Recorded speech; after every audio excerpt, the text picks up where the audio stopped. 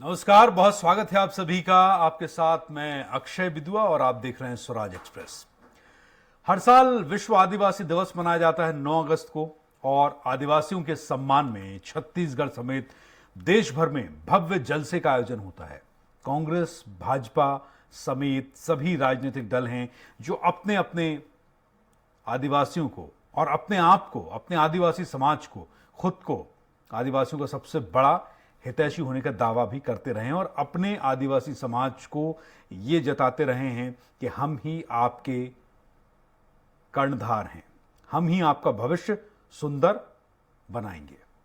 आदिवासियों के विकास के लिए दरअसल उनकी पार्टी, उनकी सरकारों की ओर से कई तरह के काम किए जा रहे हैं। इसका बखान करते भी ये सरकारें थकती नहीं हैं। छत्तीसगढ़ में मौजूद कांग्रेस सरकार विभिन्न योजनाओं के जरिए आदिवासियों का जीवन स्तर ऊंचा उठाने का लाख दावा कर रही है, तो भाजपा का यह कहना है कि उनकी पार्टी की ओर से भी आदिवासी समाज को राष्ट्रीय और राज्य स्तर पर कई अहम पदों पर नेतृत्व करने का मौका दिया जा रहा है। तो दरअसल आज 9 अगस्त के दिन, आदिवासी दिवस के दिन, दोनों पार्टियां खुद को आदिवासियों का सबसे बड़ा हितैषी बताने में कोई कसर नहीं छोड़ रही, चाहे वो केंद्र की भाजपा सरकार हो, एनडीए की सरकार हो या फिर वो छत्तीसगढ़ की कांग्रेस की सरकार हो। तो आइए इस पर एक विस्तृत रिपोर्ट देखते हैं, बाद में चर्चा करेंगे। छत्तीसगढ़ और आदिवासी एक दूसरे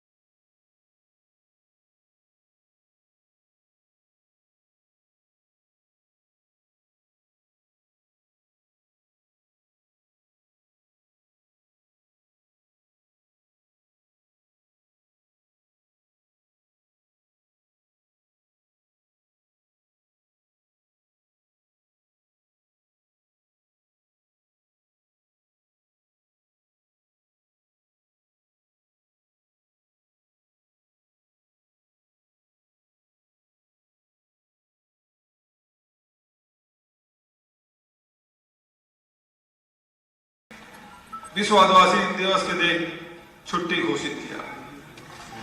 बहुत लंबे समय से मांग हो रही थी, वर्षों से मांग कर रहे थे, लेकिन ये संभव नहीं हुआ। लेकिन ये सौभाग्य मुझे मिला कि विश्व आदिवासी दिवस के दिन मैंने छुट्टी घोषित की और आज गांव हो, शहर हो, कस्बे हो, ब्लॉक मुख्यालय हो या जिला मुख्यालय हो, सब जगह विश्व आदिवासी दिवस का आयोजन हो रहा है। मुख्यमंत्री को ये मालूम होना चाहिए कि भारतीय जनता पार्टी है जिन्होंने अनुसूचित जनजाति के लिए अलग से विभाग का गठन किया।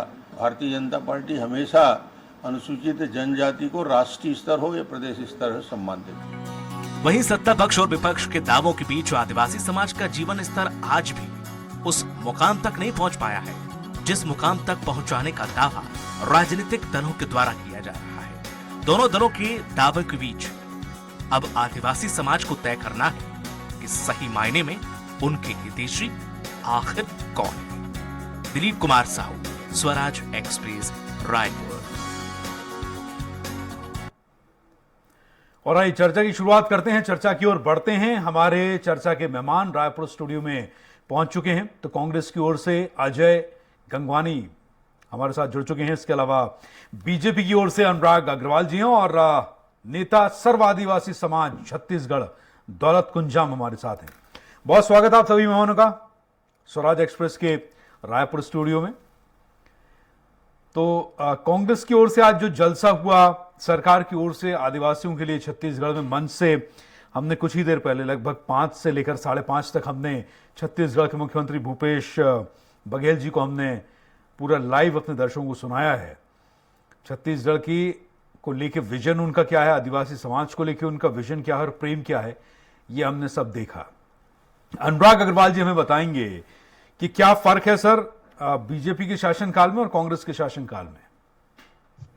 अच्छा जी, देखिएगा आजादी के बाद लगभग 50 साल तक कांग्रेस का शासन रहा। कभी भी इन्होंने देश के सबसे पुराने समुदाय आदि जनजातियों के लिए सोचा नहीं। जब से भारतीय जनता पार्टी की सरकार आई, माननीय अटल बिहारी वाजपेयी जी ने पहली बार जनजातियों के लिए अलग से एक विभाग की स्थापना की, जिसके माध्यम से आदिवासियों के जनजीवन, रहन सहन शैली का अध्ययन करके उनकी शैक्षणिक स्थिति, उनकी सांस्कृतिक स्थिति, उनकी पारिवारिक और सामाजिक स्थिति का उन्नयन करने के लिए एक अलग विभाग बना और उनके लिए कार्य करना प्रारंभ हुआ। और आज की स्थिति देखिए, देश के सर्वोच्च संवैधानिक पद में माननीय महामहिम द्रौपदी मुर्मू जी आज बैठी हुई है। तो उन्हें भारतीय जनता पार्टी ने, एनडीए सरकार ने उम्मीदवार बनवाया। मतलब देश का जो प्रथम वर्ग है आज देश के सर्वोच्च शिखर पर है। ये साफ बताता है भारतीय जनता पार्टी और एनडीए आदिवासियों के हित के लिए लगातार कैसे कार्य करती है, कैसे उसके लिए प्रयास करती है। छत्तीसगढ़ किसी छोटे राज्य को निर्माण के लिए अटल बिहारी वाजपेयी जी की सोच थी कि जब राज्य छोटे छोटे बनेंगे तो अंतिम व्यक्ति तक शासन का विकास पहुंचेगा। भारतीय जनता पार्टी के कार्यकाल में आदिवासियों का जीवन स्तर उठाने के लिए विभिन्न शैक्षणिक संस्थाएं खोली गई। आप देखिएगा बस्तर में अलग से बस्तर विश्वविद्यालय की स्थापना भारतीय जनता पार्टी के कार्यकाल में हुई और अलग से वहां एक मेडिकल कॉलेज दिए गए। वहां के युवाओं को, वहां के बच्चों को उच्च शिक्षा के जोड़ने के लिए एकलव्य विद्यालय चालू किए गए, जो आदिवासियों के 86 खंडों में संचालित हो रहे हैं। उस विद्यालयों में आदिवासी क्षेत्र के बच्चे निवास करते हैं और उच्च शिक्षा प्राप्त करते हैं। उन्हें उच्च शिक्षा से जोड़ने के लिए IIT, IIIT, मेडिकल से जोड़ने के लिए हमने प्रयास विद्यालय की शुरुआत की। प्रयास विद्यालय के माध्यम से सैकड़ों की संख्या में आदिवासी बच्चे आज डॉक्टर और इंजीनियर बने।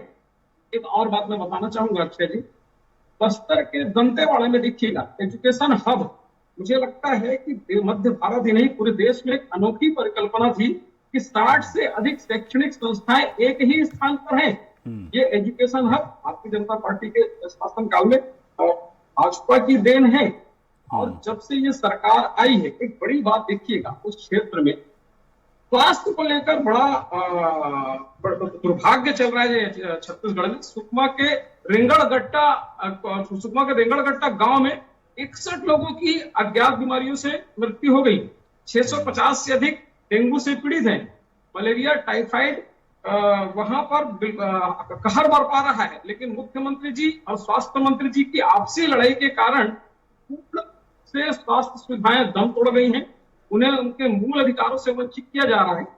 आदिवासियों को आत्मनिर्भर बनाने के लिए भारतीय जनता पार्टी के शासनकाल में वन धन केंद्र खोला गया था अक्षय जी, जिसके माध्यम से आदिवासियों को प्रशिक्षण देकर आत्मनिर्भर व्यवसाय बनाने की एक योजना थी।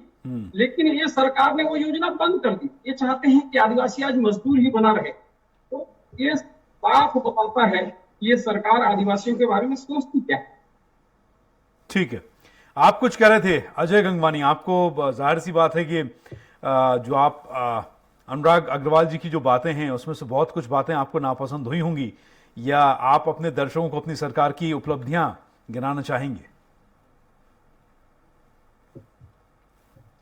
डिबेट रखिए। सबसे पहले देखिए, कहीं ना कहीं आज छत्तीसगढ़ के आपके लोकप्रिय चैनल के जितने दर्शक हैं उनको विश्व आदिवासी दिवस की हार्दिक बधाई और शुभकामनाएं। और स्पष्ट रूप से अक्षय जी, कहीं ना कहीं छत्तीसगढ़ का 42% जो हिस्सा है वनांचल है, और लगभग जनसंख्या का 32% जो है वो आदिवासी समुदाय का है। और शुरू से हमने 3.5 साल की सरकार बनते ही आदिवासियों का जो हित है, उनका भला है, वो हमारी सबसे पहली प्राथमिकता रही है। और ये लगातार जो नाग अग्रवाल जी, भारतीय जनता पार्टी के प्रवक्ता, लगातार ये जाहिर करने का प्रयास करते रहे कि हम आदिवासी समर्थक हैं, उनके हितों के लिए निर्णय लिए गए हैं। परंतु देखिए, कहीं ना कहीं आज आदिवासी दिवस के दिन आज इनके भारतीय जनता पार्टी के जो प्रदेश अध्यक्ष है विष्णु देव साय जी, जो एक आदिवासी समुदाय से बिलोंग करते हैं, आज उनको नियुक्ति से उनके पद से हटा दिया जाता है। ये सबसे बड़ा संकेत है कि कहीं ना कहीं इनका चरित्र जो है शुरू से ही आदिवासी विरोधी रहा है। और कुछ चीजें और स्पष्ट कर दो अक्षय जी, जब इनकी सरकार बनी तो उन्होंने घोषणा पत्र में वादा किया प्रत्येक आदिवासी परिवार को सरकारी नौकरी देंगे, क्या इन्होंने दी?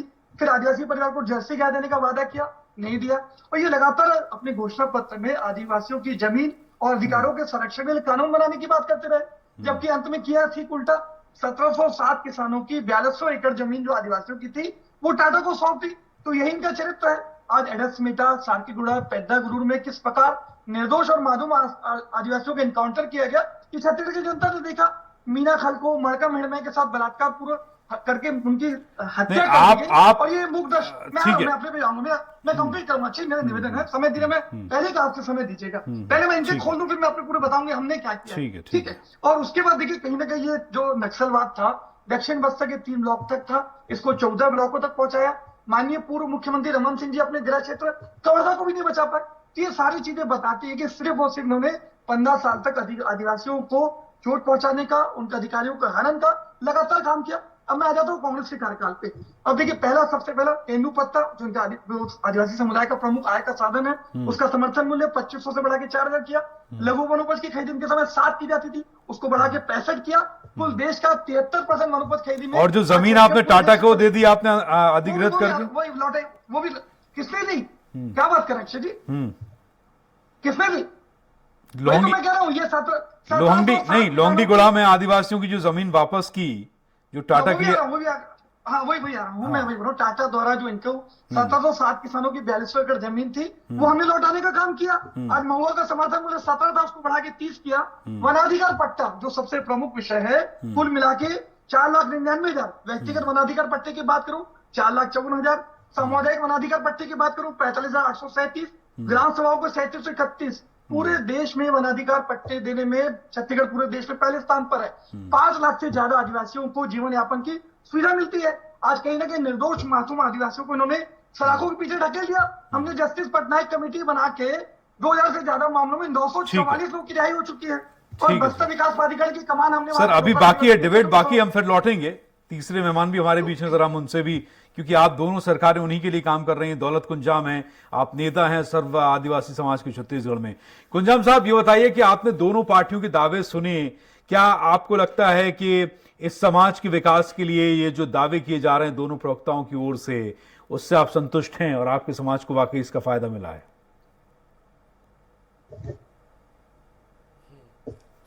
धन्यवाद सर, मुझे आप स्टूडियो में जोड़ने के लिए। सबसे पहले मैं ये बताना चाहूंगा कि हमारे दोनों पार्टी के नेता लोग जो बात कर रहे हैं, मुझे ऐसा लगता है कि ये सिर्फ हवाई बात है, ऐसा लगता है। मैं एक आदिवासी नेता होने के नाते, मैं एक मैदानी क्षेत्र का आदिवासी नेता हूं। और श्री अग्रवाल साहब बता रहे थे कि एकलव्य आवासीय विद्यालय की बात बता रहे थे। मैं अभी बता देना चाहता हूं कि सोना खान में प्रथम स्वतंत्रता संग्राम सेनानी के सोना खान वीर भूमि में जैसे एकलव्य आवासीय विद्यालय संचालित है। आज बच्चे लोग वहाँ 5-7 बच्चे मिलेंगे सर, और उसके अलावा कोई नहीं है। न वहाँ नहाने की व्यवस्था है, न वहाँ खाने की व्यवस्था है, न पीने की, न कोई रोक रखाव।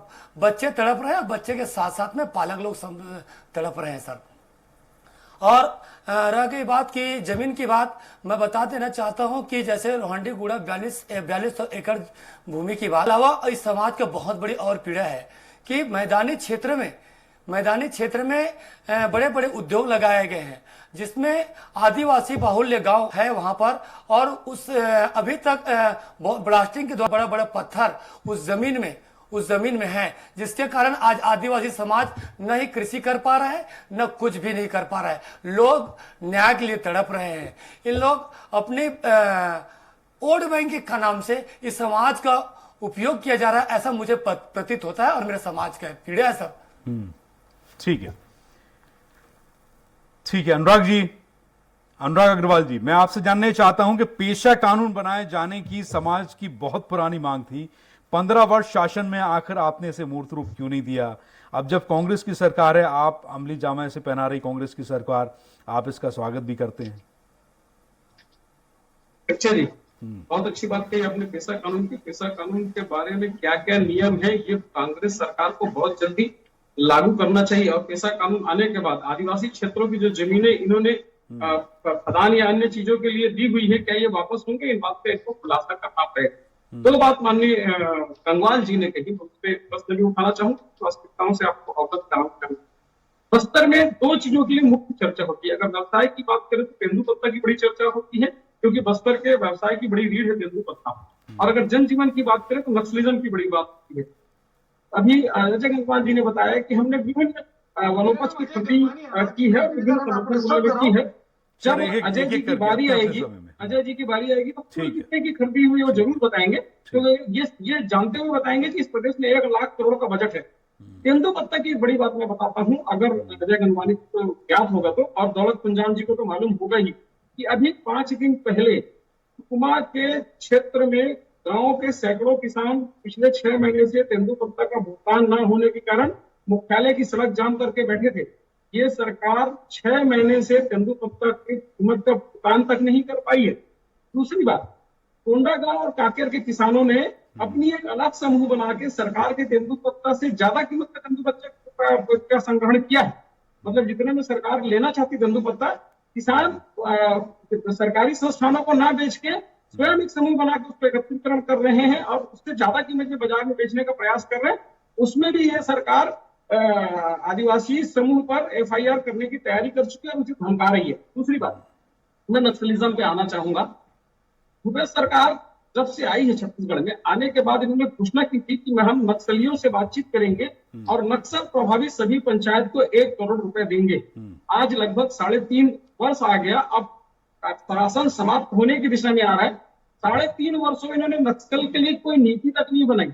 घोषणा पत्र में इन्होंने कहा था कि हम नक्सलियों से बातचीत करेंगे, फिर इन्होंने कहा कि हम नक्सल पीड़ित से बात करेंगे। कभी ये कहते हैं हम गोली से जवाब देंगे, कभी ये कहते हैं गोली से जवाब देंगे, लेकिन क्या ये जवाब आज तक नहीं दे पाए। और उसकी परिणति देखिए अक्षय जी, बहुत गंभीर बात बता रहा हूं मैं नक्सल क्षेत्र का। पिछले 12-15 वर्षों में पहली बार ऐसा हुआ है कि नक्सल क्षेत्रों में नक्सलियों ने 8-10 हजार। सर मेरे पास आधा घंटा है, आप लोगों को अपनी बात जल्दी कहनी पड़ेगी। अगर पूरा डेटा आप गिनाएंगे तो फिर समय कम पड़ जाएगा। मुझे सबको गंभीर बात है, बड़ी गंभीर बात है, बात नहीं कर रहे हैं। आदिवासी क्षेत्रों में पहली बार 12-13 वर्षों में आदिवासी नक्सलियों ने 12,000 लोगों की रैली निकाली और 65 फुट ऊंचा स्मारक बना दिया इस कांग्रेस सरकार के रहते हुए। ये कहते हैं हमारे कार्यकाल में नक्सली बैक फुट पर चले गए। 65 फुट ऊंचा स्मारक, वो भी 12-15 हजार ग्रामीणों को लेकर। और आंध्र प्रदेश के 50 लाख से लेकर 1 करोड़ तक के इनामी नक्सली उसमें शामिल हुए। इनका इंटेलिजेंस फेल रहा, ये पता तक नहीं कर पाए। मतलब पूरे क्षेत्रों में ये लगातार चीजों से ये फेल है। और दौलत जी जो कह रहे हैं सोनाखान क्षेत्र में एकलव्य विद्यालय में 5 से 7 बच्चे होंगे, बिल्कुल सही कह रहे हैं साहब। जब से ये सरकार आई है, चाहे एकलव्य विद्यालय की बात करें, चाहे प्रयास विद्यालय की बात करें, चाहे लाइवलीहुड कॉलेज की बात करें, ये सरकार आदिवासी क्षेत्रों के विकास के लिए कोई ध्यान नहीं दे रही है, ना इसके लिए कोई फंड जारी कर रही है। ठीक है, अब बताइए आप अजय जी, अभी नक्सली वाली बात जो है उस पर दर्शकों का ध्यान निश्चित रूप से गया होगा। 65 फीट ऊंचा इमारत स्मारक बन जाता है। आंध्र प्रदेश के लाखों के 50-50 लाख के इनामी नक्सली खुले घूम रहे हैं। 1200 ग्रामीणों को साथ लेकर 12,000 ग्रामीणों को साथ लेकर फौज बना लेते हैं, गतिविधियां कर रहे हैं। कहाँ ध्यान है आप लोगों का भाई? 65 फीट ऊंचा स्मारक बनाया है। अब शांत हो जाइए अनाज जी, शांत हो जाइए। मैं आपकी सारी बातों भाई साहब, एक तो बातचीत का तरीका पे शांत रहिए।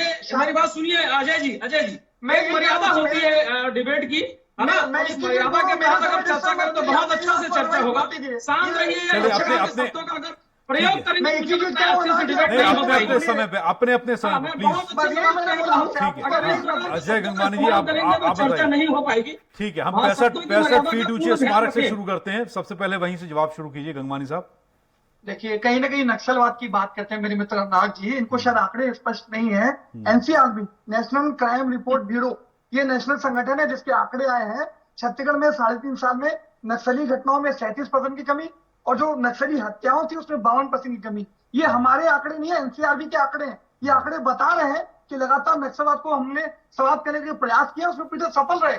आज ये जब दक्षिण बस्तर की बात करूं, 3 ब्लॉकों तक था जब 2003 में सरकार बनी, 14 जिलों तक पहुंचाया इन्होंने। आज पूर्व मुख्यमंत्री रमन सिंह अपने गृह क्षेत्र कवर्धा को भी सुरक्षित नहीं कर पाए और ये बड़ी बड़ी बातें करते हैं। और देखिए केपीएस गिल आज जो नक्सल के लिए निपटने के लिए सबसे बड़े विशेषज्ञ माने जाते रहे, पूरे मीडिया में चर्चा में रहा, वेतन लो और मौज करो। इनकी नियत और नीति इस बात से स्पष्ट होती है। आज इनके जगत पुजारी जो मंडल उपाध्यक्ष थे 10 सालों तक नक्सलियों को सामान सप्लाई करते रहे। आज भानु प्रताप, चलिए हम आदिवासियों की बात कर लेते हैं। अजय जी आदिवासियों की बात करते हैं। अक्षय जी मेरा निवेदन है आप ये दोहरात मत करें ना, आप उनको पूरा समय दे रहे हैं। मैं जैसे ही बात करना शुरू करता हूं मेरे को टोक नहीं, वो डिबेट नक्सलियों की साइड जा रही थी ना, मैंने आपसे जो पूछना था वो हो गया। मैं मेरा सर अगर आप वो नक्सल का प्रश्न उठाएंगे तो जवाब दूंगा ना। ठीक है, अब आदिवासियों की तरफ आ जाइए। डेवलपमेंट का जो दावा बीजेपी कर रही है, आप लोग संतुष्ट हैं उससे? क्या इससे आपका काम आसान हुआ है? हमने विश्वास, विकास और सुरक्षा ये 3 सिद्धांतों को लेकर बस्तर में लगातार काम किया है। ये बड़े स्कूलों की बात करते हैं, आपको स्पष्ट कर दूं, दंतेवाड़ा के आसपास कुल मिला के 470 और पूरे बस्तर क्षेत्र में 3400 स्कूल इनके द्वारा बंद किए गए। जबकि कांग्रेस की 3.5 साल की सरकार में हमने 300 से ज्यादा स्कूल शुरू किए। अभी कुछ दिन पूरा शाला प्रवेश दिवस मनाया गया, 260 स्कूल शुरू किए गए। जगरगुंडा जैसे इंटरनल क्षेत्र जहां कभी तिरंगा नहीं फहराया, वहां हमने झंडा फहराया, वहां हमने स्कूल की प्रारंभ की। तो ये सब हमारे प्रयास बताते हैं। और ये लगातार जिस प्रकार से आदिवासियों को ठगते रहे, आज बस्तर की 25 में से कुल मिला के 29 में से 25 सीटें, बस्तर की पूरी 12 बार की आदत सीटें। आज जो उपचुनाव होते हैं, चाहे दंतेवाड़ा का उपचुनाव हो, चित्रकूट का उपचुनाव हो, 11,331 से दंतेवाड़ा, 17,853 से चित्रकूट चुनाव, ये चुनाव के रिजल्ट बताते हैं कि लगातार आदिवासी समुदाय का भरपूर प्यार इसमें हमें मिल रहा है और हमारे कार्यों से संतुष्ट है। कहीं ना कहीं लगातार ठगते रहे, 3 ब्लॉकों से 14 ब्लॉकों तक पहुंचाते हैं, इनके नेता जो है नक्सलियों को सामान सप्लाई करते हैं। तो यही इनका दोहरा चरित्र है। और ये देखिए कहीं ना कहीं इनके समय जो आदिवासी समुदाय की बात करूं, इन्होंने इनको कभी महत्व दिया नहीं। आज विष्णुदेव साय को प्रदेश अध्यक्ष हटा देते हैं, पहले भी नंद कुमार साय, नंदकीराम कंवर, रामविचार जैसे आदिवासी नेताओं को किस प्रकार सिलेक्टिव पॉलिटिक्स के तहत साइडलाइन कर दिया गया, छत्तीसगढ़ जनता ने देखा। आज कहीं ना कहीं इनके बयान का सुनिएगा, रामविचार नेताम जी आज अमित शाह को पत्र लिखते थे कि मुख्यमंत्री महीनों तक समय नहीं देते मिलने का, तो किस प्रकार से आदिवासी समुदाय की उपेक्षा इनके द्वारा 15 साल तक की जाती रही। चलिए ठीक है, आदिवासी समाज जानता है। ठीक है, मैं जाऊंगा दौलत कुंजाम के पास। दौलत कुंजाम जी, अभी ये बताइए कि आपने दोनों शासनकाल देखे हैं, किसको आप ज्यादा नंबर देंगे? आपका समाज उस समय ज्यादा प्रगति कर रहा था, विकास की मुख्य धारा में था, या अब है?